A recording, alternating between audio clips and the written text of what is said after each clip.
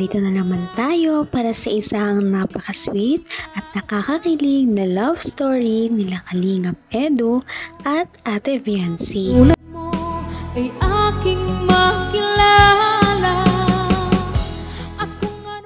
Para sa pagpapatuloy ng ating love story ay ito na nga ang pinaka-inaabangan na date ng EDSI Love Team pagkatapos na bumagyo. Dahil noong nakaraang video nga natin ay talaga namang nakakalungkot ang sinapit ng pamilya ni Ate Viancy dahil nasira ang kanilang bahay at tatanggal ang kanilang mga bubong gawa ng bagyo. Kaya naman pumunta si Kalingap Edu para pagaanin ang loob ni Ate Viancy. Kaya niyaya niya ito para sa isang date. At sumama naman si Ate Viancy dahil ipinaalam naman siya ni Kalingap Edu sa kanyang mama.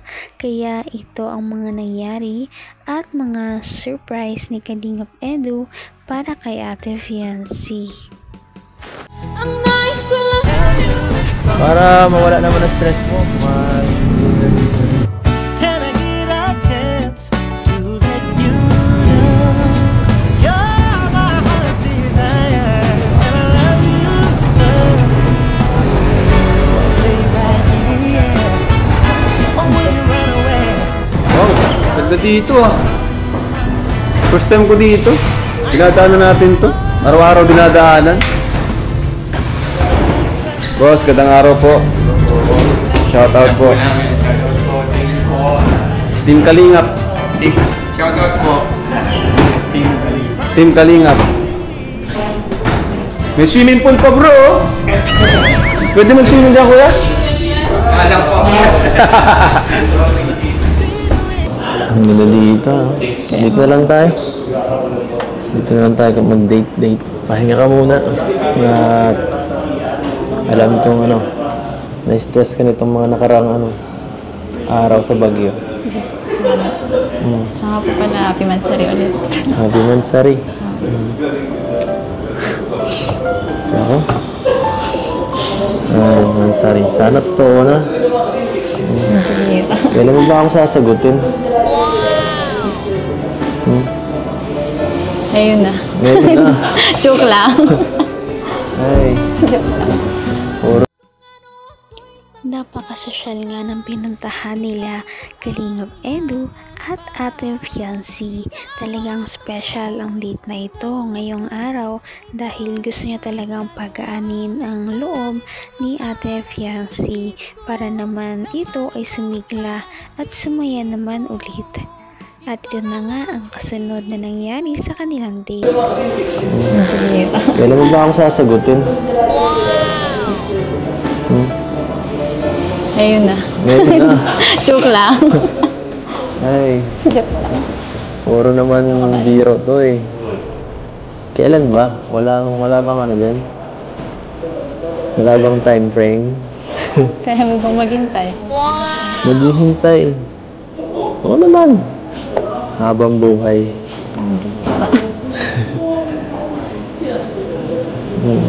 Wala ka nang tiwala sa akin?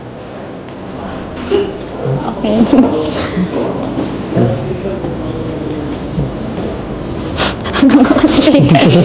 Ang pira. Mabuti na lang, kahit nandyan ang mga pagsubok sa buhay ni Viancy, andito naman si Habi na nagpapasaya at nagpapalakas sa kanya. Grabe talaga sa lakas ng bagyo, no?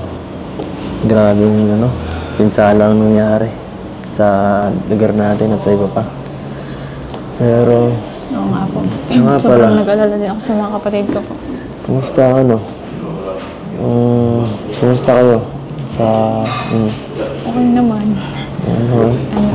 Mabuti po at hindi man po pinasok yung po baga namin. Yung bahay ng Kung dati po, grabe po yung kahit po yung tubig dagat na po kami naglilinis.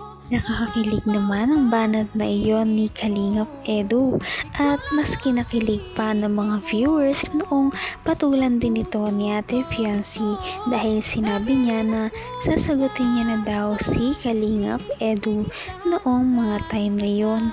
Ngunit syempre sila ay nagbibiroan lamang. Ngunit kahit biro lang ito ay talagang kinilig ang mga viewers. Ako. Kami. Para sa... May pamilya rin naman po kayo dapat asikasuhin. Pamilya. Pamilya ka na namin.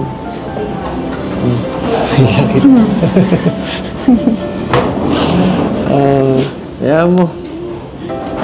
Pag natapos yung bahay nyo, sigurado, hindi nyo na mararanasan yun. Kasi magandang, matibay yun. Kaya nga po. Safe na kayo dun. Salamat. Hindi na ako mag-aalala. Thank you din po sa mga nag-sponsor kasi yan. Malapit-lapit na rin po mga dito. Grabe Thank talaga. Pinag-alala ko ng bagyong to. Makakainis. Kuntikan ka pang mapahamak. Susuungin ko na sana eh. Ngayon pinigilan ako ni Dr. Lab. Hindi naman na po kailangan. Bakit naman? Ano hindi kailangan?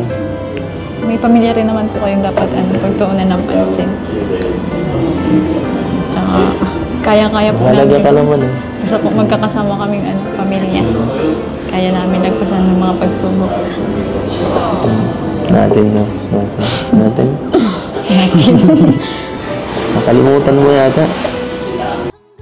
Tama talaga si Kalingap Edu dahil yun na nga lang ang hinahantay ng pamilya ni Ate Fianchy, ang magawa na ang kanilang bagong bahay para naman sila ay makalipat na at hindi na sila mag-aalala kahit may mga bagyo pang dumating sa kanila dahil sila ay mas magiging safe na doon sa kanilang bagong bahay.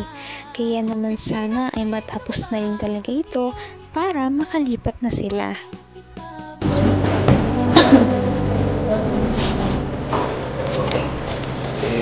Ay, grabe naman. Happy Marsar. Kaya po. Ay, may gate. Grabe. Grabe, ang dami agad. Ay, man. Oo. Ay, bulong lang yan. Sige, bulong na yan. Galing mo natin. Ay, salamat po, kuya. Salamat. Sa lahat ng nagbigay nito, salamat po. Ang sponsor. Thank you po. Ng ating Grabe, may nalo pala kayo. Pwede pa namang mawalan. Kahit pa nag-aano dito, nagkakagulo na. Umulan, bumagyo, magkagera, hindi matitigil ang mansari.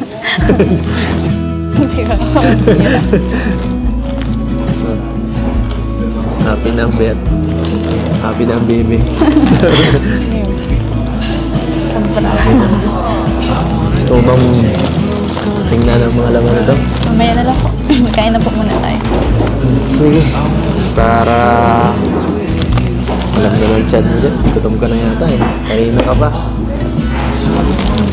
Namamayat ka na talaga. Nakikita ko na talaga mo. Buto mo sa leeg. Sobra talaga ang pagpapahalaga ni Kalingap Edu kay Ate Fianchy at sa kanilang relasyong dalawa kahit hindi pa man din sila mag-on. At ganoon na rin naman ang kanilang mga supporters na todo support sa kanilang bawat monthsary at napakarami talaga nilang mga handa at mga in-sponsor kay Kalingap Edu para kay Ate Fianchy. Napaka-sweet talaga nila at napakabait ng tambalang ito kaya maraming sumusuporta. Kaya naman sana ipatuloy natin silang suportahan at mahalin si Fianchy, si Kalingap Edu at ang Kalingap team. Yun lamang at maraming salamat sa panonood. Abangan natin kung magkakatuluyan ba talaga si Kalingap Edu at Fianchy. Hanggang sa muli! Bye! Ngayon'y abot